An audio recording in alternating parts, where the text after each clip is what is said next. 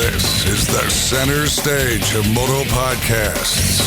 Welcome to the Moto Limited Show, presented by Street Race Solutions, live from Brisbane, Australia.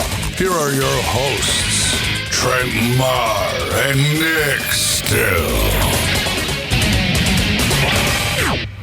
What is up, guys? Welcome to this very special edition of the Moto Limited Show. I'm joined here by Brock Sleader. Brock had a crash a couple of weeks ago. We talked about it a little bit on the show. Made a trip up to Woodford here to the Hyperlife compound, and Brock made the trip out here as well. So I'm like, come and sit down and have a chat. So Brock, man, big crash a couple of weeks ago. We talked about it on our show a little bit. How did the crash happen to start?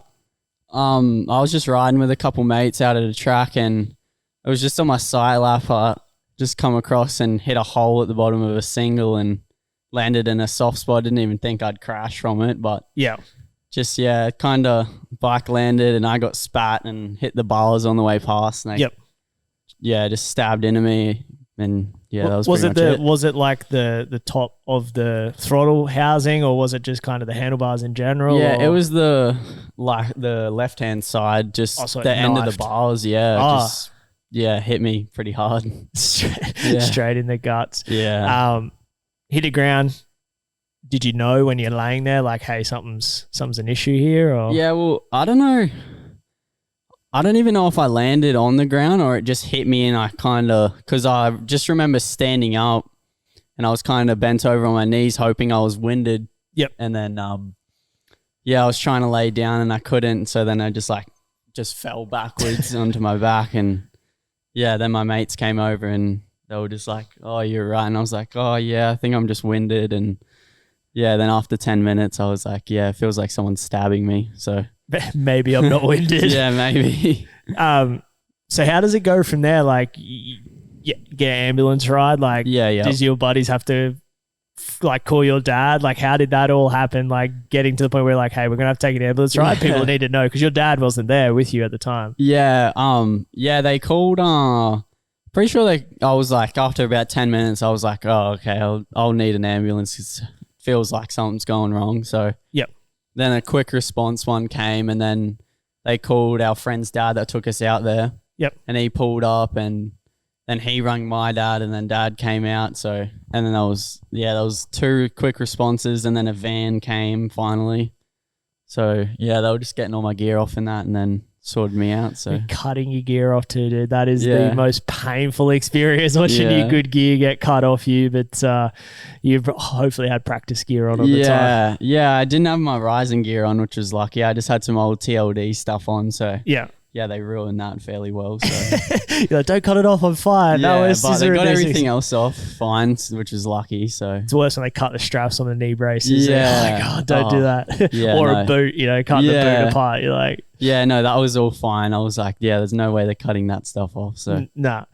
So you're laying there. Did dad show up at the track, like when you're getting loaded up? Yeah, I think he came. I got carried off the track. Like there was a few paramedics there. They carried me off, put me on a stretcher, and then they were just talking who was coming in the ambulance, and dad came, and then they just drugged me up, and dad came with me in the ambulance, and that was about it. Sunshine Coast Hospital you went to? Yeah, that was really good there. Yeah, well, you did it at Roy's Road. We're going to say where it is. I mean, everyone goes to Roy's Road and rides, so you did it there. But your dad shows up. How was he when he showed up? Like, it was right. It was just a bit worried because internal stuff's pretty scary. So but the paramedics and that were like, oh, you're okay. We can't see anything. So they're sort of telling you you're okay. But I didn't break my skin or anything on it. Just the impact split my bowel open pretty much. So they were like, oh, he'll be right. Just like, oh, a kid hit his gut, he'll be fine. But come on, we're a little bit tougher than that. Yeah. I could go through that. So you get to the hospital, did they find anything initially on the scans or? No, they did I think they did a couple CT scans and maybe an X-ray and stuff like that. But they didn't find anything. So they just sent me to the pediatric ward. They were just, monitoring me for the night, see how I went. And I just was in pain the whole night. Nothing really helped. So And it's like, Yeah. was it like a stabbing sensation? Yeah. Was it like hard to touch, like, you know, on the outside or? Yeah, a bit. Yeah. It was, just sore everywhere because obviously my muscles would have been pretty stuffed up. And Yeah. I couldn't really breathe properly because I couldn't move my stomach. I couldn't move at all. Like, yeah, that was a rough night, but yeah, you got through it. When you rough night, you wake up the next day, like, who makes the decision to say, hey, we probably need to dig a little deeper here because he shouldn't be still in this much pain? Yeah, well, they just thought it'd be a hematoma or something. They didn't really think about the bowel or any of that being split open. So, the nurses just said, oh, there's got to be something wrong. Like, it's way too much pain for just a hematoma or whatever. So they were like, okay, we'll cut you open, put you to sleep, put a camera in. And then, they ended up finding out that my bowel was split open. So they had to cut me fully open and do a full laparotomy and stitch it all up and that. Jeez. Yeah. That's so bad. Like, so you're like going in expecting, hey, like nothing. Yeah, it'll be quick. Just be in the quick. And then, so they, we talked about this a little bit, and I've said this to other people, like, we try and, being in the sport so long, like I have been, with injuries, everybody tries to find out what's going on, and everyone's blowing up your phone or your dad's phone or something like that. And we were just kind of people we knew close to sport, Gab Mel from Rising and Joe and Kerry here. We knew they were getting regular updates, so we were just getting our information from them. But that as soon as they found out what was wrong, like, it was quick. Hey, from you, from them going, oh, we need to get in and fix this right now. Yeah, well, that stuff in your bowels pretty toxic to the rest of your body, so it kind of starts shutting everything down around it pretty much. So they had to wash it all out. They had 9 liters of saline, and that still didn't get it all out. So you're in hospital for 2 weeks. Was that to check on recovery, or did you get infections, or what was the situation? The first kind of week I was just like kind of breathing, and like I was only breathing 7-8 times a minute kind of thing, and it's meant to be like 15-16. Yep. And then I kind of hovered around 9-10 for about a week, and then I couldn't eat for that week, and they were expecting me to have an appetite again, and I just felt sick and all that. So they thought, oh, okay, we'll put you in another scan, see if we missed some stuff and there's a collection or whatever. And turns out there was. So they had to put me back in surgery and put me in a CT scan room where they could do surgery in the CT scanner, which is pretty cool. But so they just like stuck a hose in with a metal thing to get through all the stuff to where the patch of stuff was, and then drain that all out for a couple of days. So I just had like a tube coming out my hip with a bag, and so you look over at it like ugh. And they had to flush it all the time. It's like it was pretty yuck. It was just looked like pus pretty much. So you see that's like the extra week there is like getting that out of your body. And once that started, like once I started draining that, like did your appetite and everything come back with that? I could actually, like the first couple of days, because there was so many nerves they had to go through. My whole leg was just dead. Even my feet and that, like this foot, so dead just because the nerves got ruptured and that. But then it was after that I could actually eat and move, and every time I ate I wouldn't get sick, because before that I would eat and I'd vomit. So And was that like a side effect of still having stuff in there? Is that what they said it was from? It's that toxic stuff in there pretty much is what they said. So so you get that drained egg appetite back, and you said you're breathing like 7-8 times a minute, which is supposed to be 15. Like was that just because it was so painful to take a breath, or I don't know, I felt normal at 9 or 10. I felt normal, but anything lower than 10, like the machine would beep. But I felt fine. They put oxygen in me a couple times, like just the nose thing for the oxygen. Like they'd take it out and in, out and in, like. But they weren't really sure. So, but then it came fine. Come good. You got up to 15. Yeah. It must have been that combination of just obviously just my body trying to, I don't know. recover. Yeah, they pretty recover. much. It's pretty rough. And so, the sport that we're in, I've unfortunately seen a lot of my friends go through not the same, but rough be in stuff. hospital and trying to, body just does weird things when it's trying to survive. So, that's for sure.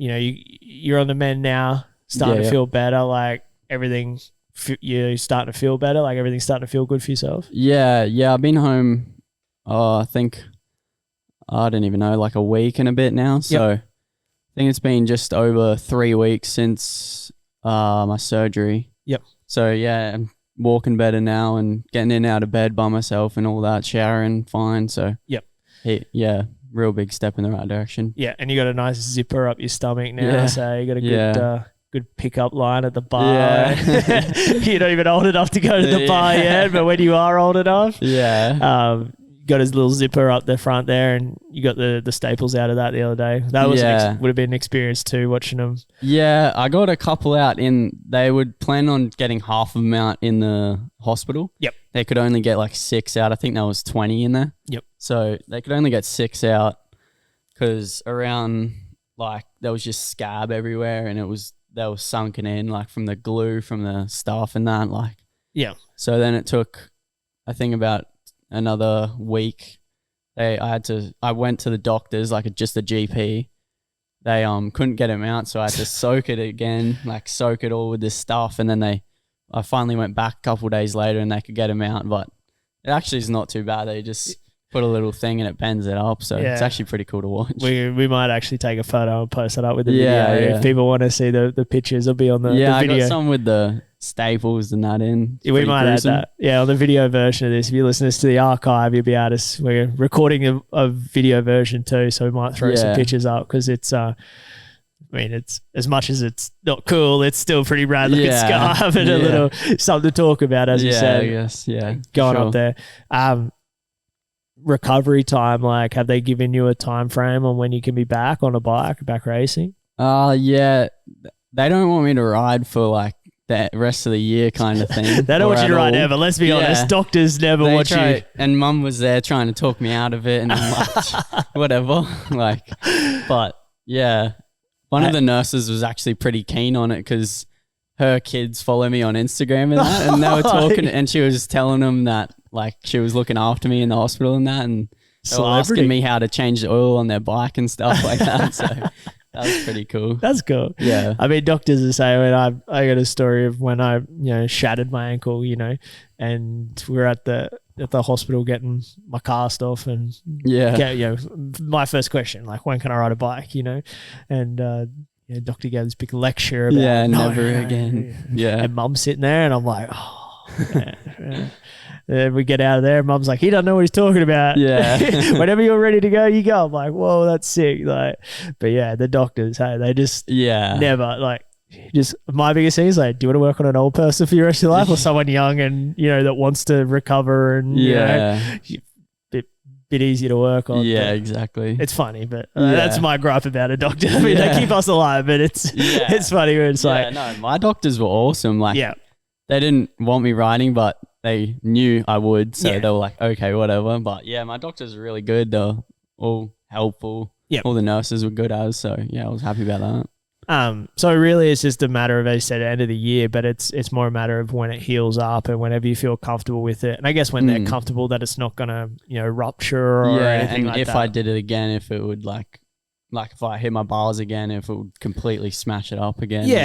Yeah. I mean, that's always the risk at the end of the day, but if it's not fully healed and you do that, then Because I mean, ultimately they've opened your full, stomach up down low, so that's going to take a while for that all to heal up. It's crazy how they do that, but So I mean, end of the year sort of thing, but if it's a bit earlier, you'll take it. You've still got the passion there. I'm gathering to want to get back racing. Yeah, for sure. Yeah, well, they said 6 weeks. For 6 weeks I'd kind of do nothing but just walk properly and get back up to speed walking and that. Yeah. And then 12 weeks start doing little stuff like. Little gym stuff, and then they said about 3 months till I can actually do proper gym. Okay. So and then that, I mean, the way I think. That's probably when you start looking at riding a bike. Yeah, you know? I'd like to train a bit and then rather than get back on and be super unfit and then be like, oh, this sucks compared to what I was. So, yeah. And that's, hey, today we've been riding. You seen me as like 3-lap wonder I was today. I love riding a dirt bike, but it sucks when you know how you can. Unfit, what you can do and what you realize that I'm unfit. I can't do that anymore. Yeah, exactly. So I need to do some more. And the facility out here is freaking amazing. So yeah, it's awesome out there. Got to do some more. Fun. This year, you know, you had a pretty solid season going until obviously the injury. You were starting to build towards something. You're on the Rising Motorsports team, which is a new team for this year. For yourself, pretty happy with how it started. Obviously, not what's happened now, but you are happy with the progression. I'm really happy with it. Like start of the year, I was kind of mediocre, and then I ramped it up pretty quick with Rising. They helped heaps, and Levi, like my trainer, so from 547, it was awesome. So nationals didn't go too great, like crashed a bit, and I don't know, just I was keen for the Coolum one. I love Coolum. Keen for Queensland's there too, favorite track. So but oh well, they got called off anyway. So Coolum Queensland's are still on in 2 weeks' time, but I want to go have a look at that. You'll have to come out, mate. It'd be good, be a part of it. But no, as I said, you were good. We got to see you at Sunny States a lot. But I guess like the Nationals is a big step. Like it was your first Nationals you've ever done, really. And, you know, in that new MX3 class, which is got some talent, dude. That's for a new class with a very, I'm not going to say odd, but a broad range of ages, like from, 15, 14 to up to 18, whatever it is, under 18. Like there's a big vast difference in in riders, but for sure. But was it a cool experience? Like it's pretty cool being a national. Like it's like the depth of the field is just insane. Like you can get a third or a 20th in one round. Like there's just that many fast people in one start. You know, get a good start. It's crazy. Yeah.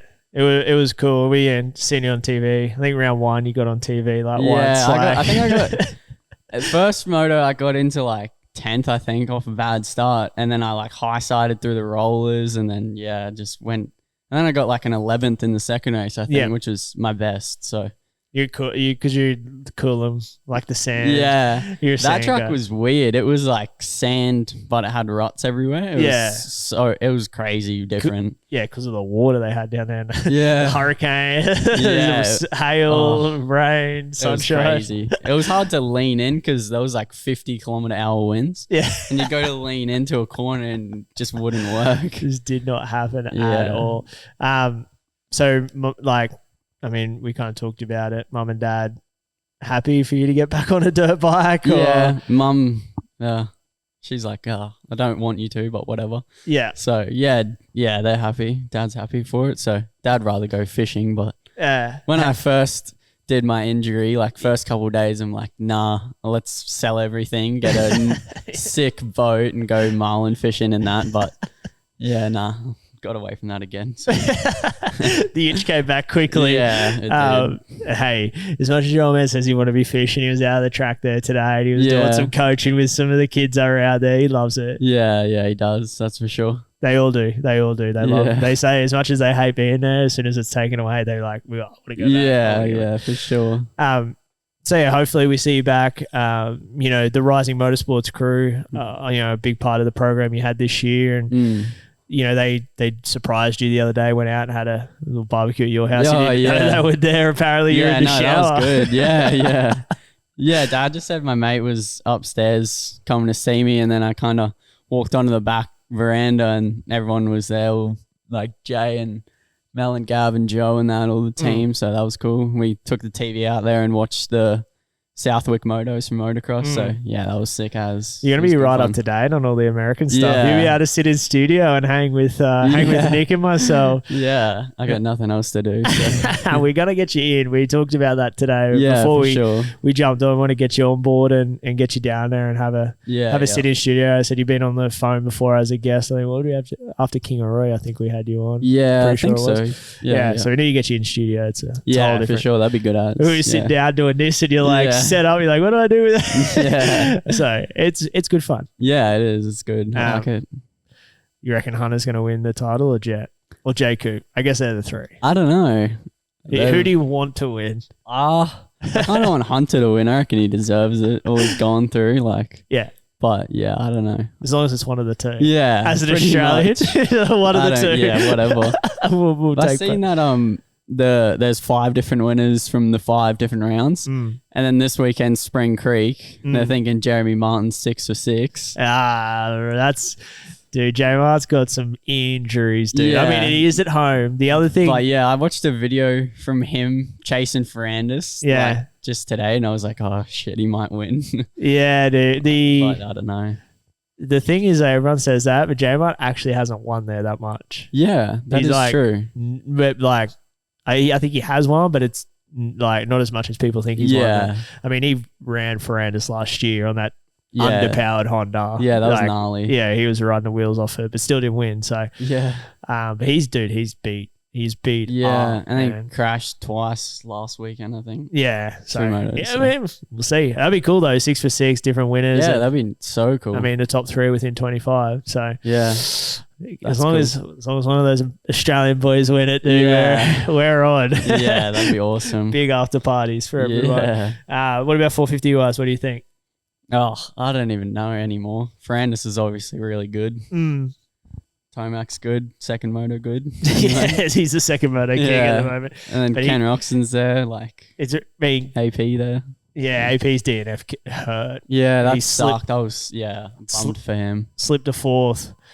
Yeah, he's like, nearly 60 back or something now. Like, yeah, right. It's a big deficit. Yeah, Eli's 57. So yeah, yeah, it's kind of between Kenny and Ferrandis is pretty unstoppable at the moment. He's on it, dude. It's like, you know, we've spoken about it. I mean, things happen. Like he bike breaks, and like he nearly did on the second moto. You know, where the steam was coming. Yeah, out I mean, I don't think straight up, no issues. I don't think anyone's like going to peg him back. Yeah, for sure. He's pretty dominant. He's fast as crazy, especially when he gets a start. Like, yeah, he gets a start, no one will catch him. Yeah, that's for sure. Well, see, look, you've bench racing already. You come in, this is 2.5 hours this on a Monday night. Easy as. Well, man, I appreciate you giving us the time. As I said, no it's worries. good to see you on the mend.